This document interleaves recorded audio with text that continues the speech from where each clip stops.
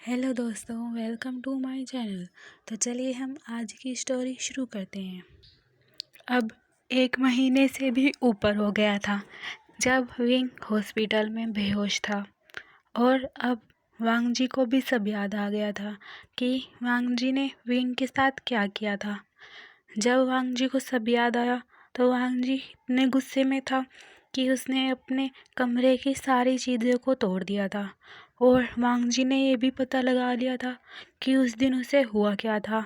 इसीलिए वांग जी ने उस म्या म्या को पकड़वा लिया था और उसे बहुत ही बुरी तरीके से टॉर्चर किया गया था।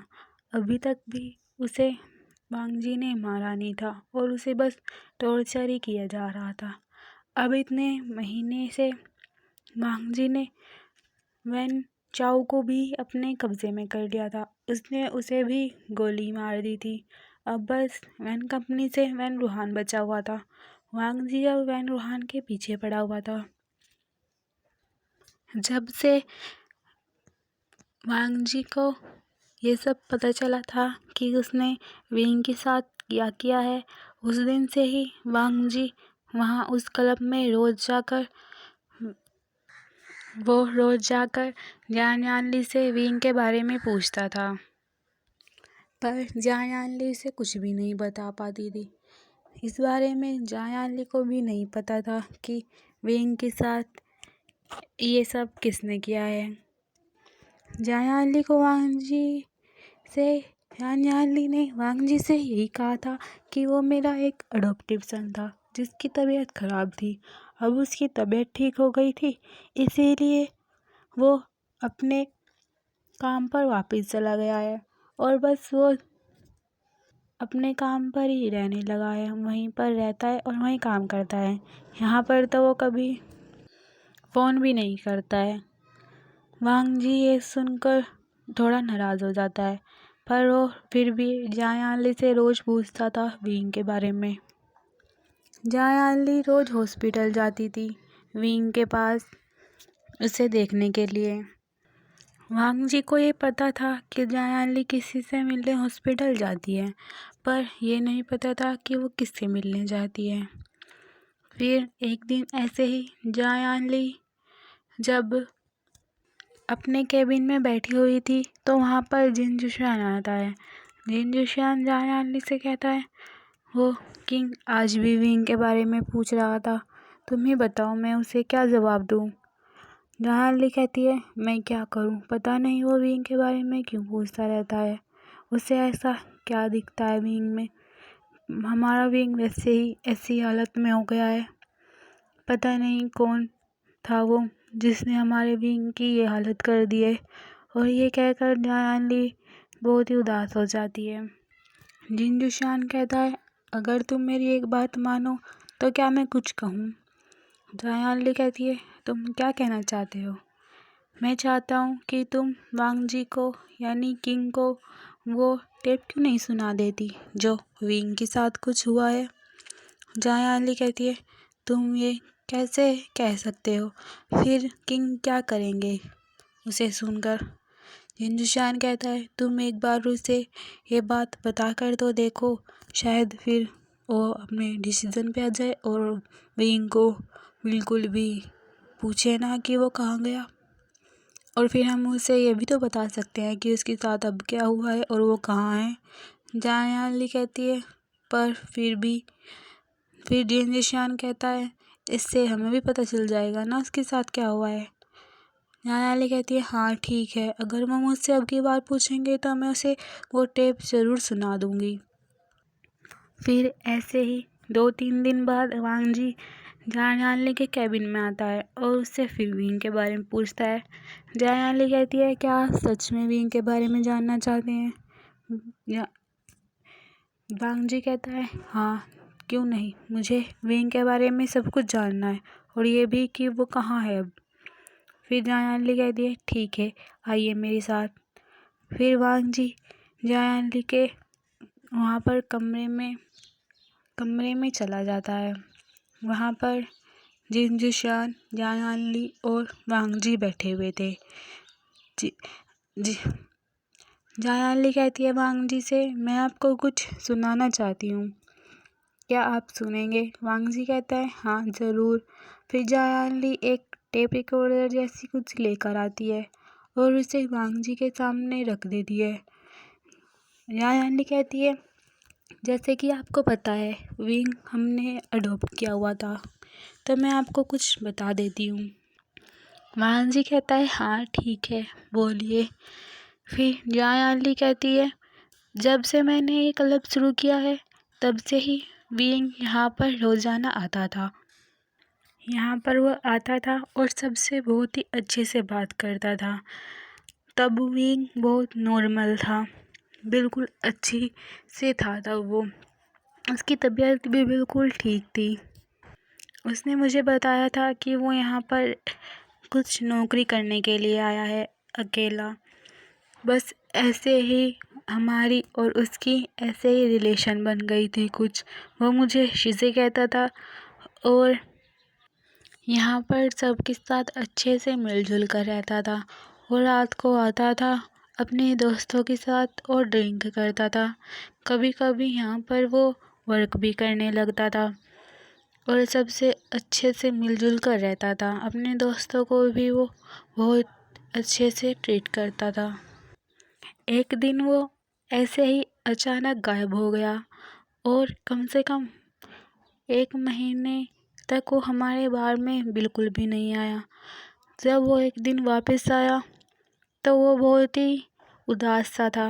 हमने उससे पूछा भी कि क्या हुआ, पर उसने कुछ हमें ज़्यादा कुछ बताया नहीं। उसने बस इतना ही कहा कि मैं अपने घर गया हुआ था और अब वापस आ गया हूँ। हमें उसके बारे में ज़्यादा कुछ भी नहीं पता था।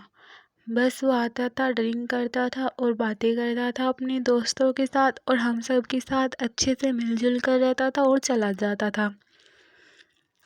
ऐसे ही वो रोज़ करता था, शाम को आता था और चला जाता था।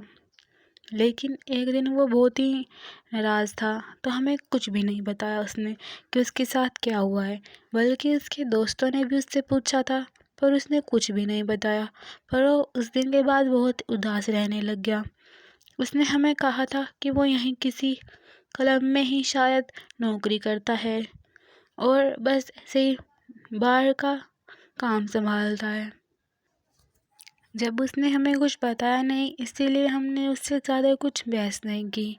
पर फिर भी वो रोज़ आता था और हमें बहुत उदास दिखता था वो रोज़। फिर ऐसे ही कुछ दिन बीत गए।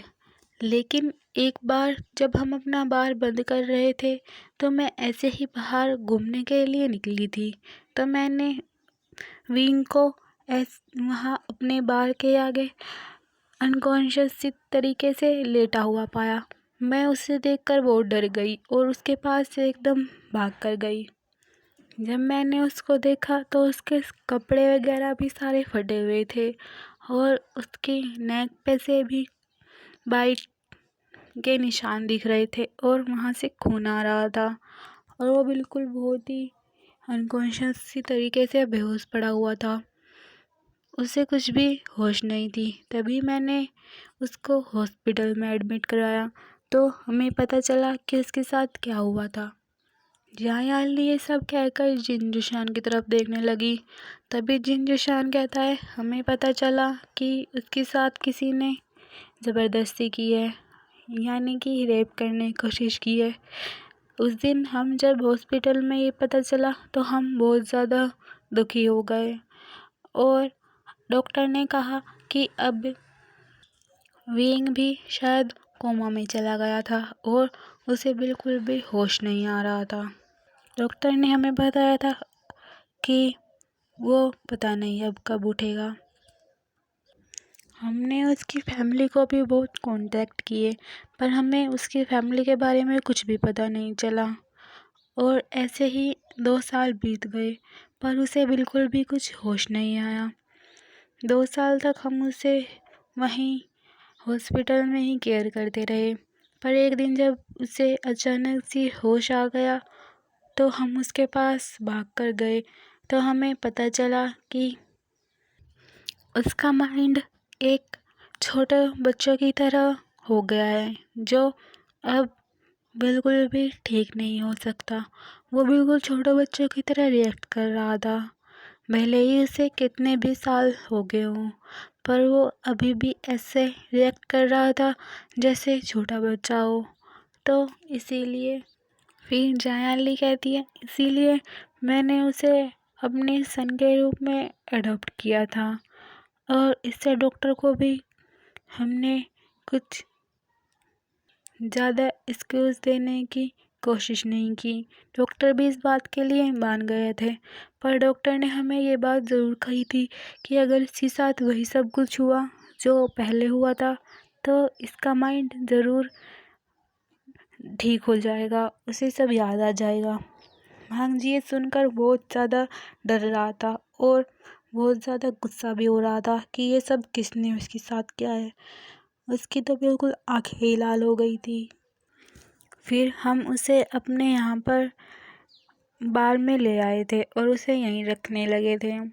हमने उसे कहीं बाहर भी नहीं जाने दिया, इसी डर से कि कहीं कुछ हो ना जाए। और वो अंदर ही रखा और उसे मेडिसिन वगैरह देते रहे ताकि वो थोड़ा ठीक हो जाए। जायाली कहती है, लेकिन कुछ दिनों बाद, कुछ दिन पहले कुछ, फिर वांग जी कहता है, क्या हुआ उसे, अब वो कहाँ है, मुझे उसके बारे में बताओ कि वो कहाँ है। जायाली कहती है, मैं चाहती हूँ कि तुम पहले ये टेप वगैरह सुन लो जो रिकॉर्डिंग है, और ये हमने भी अभी तक नहीं सुनी, इसीलिए हम कुछ कह नहीं सकते। वांग जी कहता है, हाँ ठीक है।